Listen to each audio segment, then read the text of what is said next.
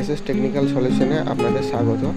আমরা মূলত মোবাইলের সব রকম প্রবলেমের সলিউশন করে থাকি।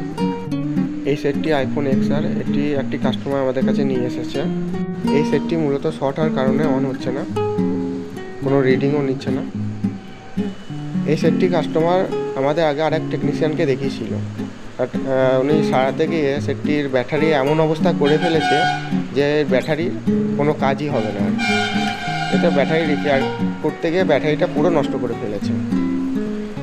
তো যারা এইসব সেটের কাজ জানে না, সেই টেকনিশিয়ান ভাইতে আমি হাত জোর করে অনুরোধ করব যেন এইসব কাজ করতে গিয়ে কাস্টমারের দামি ফোনগুলি নষ্ট না করে দেয়। আপনারা স্ক্র্যাপ বোর্ডের উপর প্র্যাকটিস করুন প্রথমে, তারপর এইসব ফোনের কাজ করবেন। সেটটি অটো রিডিং নিচ্ছে, এত রিডিং নেয় না। এই এত রিডিং নেওয়ার জন্যে মূলত সেটটি শর্ট হয়ে গেছে। এটি মূলত এই সেটটি যেই জন্যে শর্ট হয়েছে সেটি আমরা ফাইন্ড করে ঠিকঠাক করে ওকে করে কাস্টমারের হাতে আমরা সেটটি পৌঁছে দেবো। এখন আমরা সেটটি খোলার পর দেখব যে বোর্ডের কোন আইসি বা কোন ক্যাপাসিটার শর্ট আছে এবং সেটিকে রিপ্লেস করে আমরা কাস্টমারকে সেটটি হ্যান্ডওভার করে দেবো।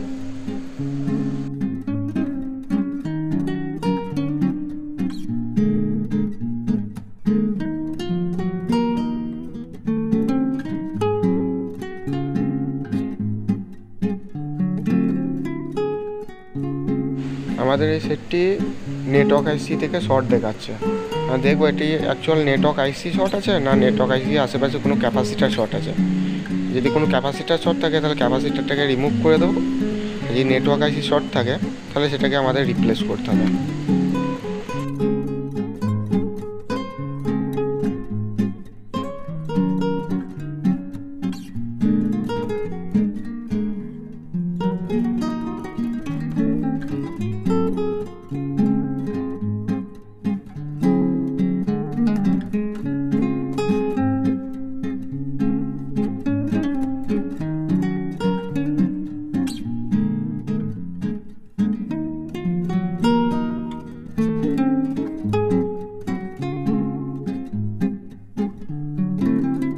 এখানে নেটওয়ার্ক আইসির পাশে আমরা একটি ক্যাপাসিটার শর্ট পেয়েছি, ওটিকে রিপ্লেস করে দিয়েছি এবং যে ক্যাপাসিটারগুলি ওর সঙ্গে সঙ্গে তুলেছিলাম চেক করার জন্য সেগুলিকে আবার নিজের জায়গায় আমরা ঠিকঠাক করে বসিয়ে দেব এবং দেখব সেটটি বোর্ডটি লাগিয়ে অন হচ্ছে কি না।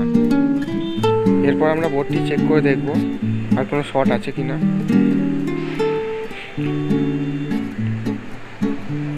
আমরা মাল্টিমিটার দিয়ে চেক করে দেখছি আর কোনো শর্ট পাওয়া যাচ্ছে না। এবার আমরা একবার পাওয়ার সাপ্লাই লাগিয়ে দেখব যে অটো রিডিংটি চলে গেছে না এখনও দেখাচ্ছে অটো রিডিং। পুরো 0 রিডিং দেখাচ্ছে, কোনো অটো রিডিং নেই, কোনো অটো রিডিং দেখাচ্ছে না।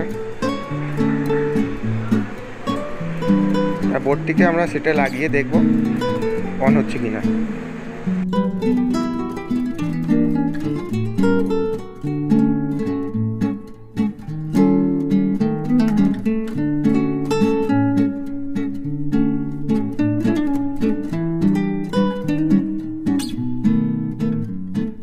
আমাদের সেটটি সঠিকভাবে অন হয়ে গেছে।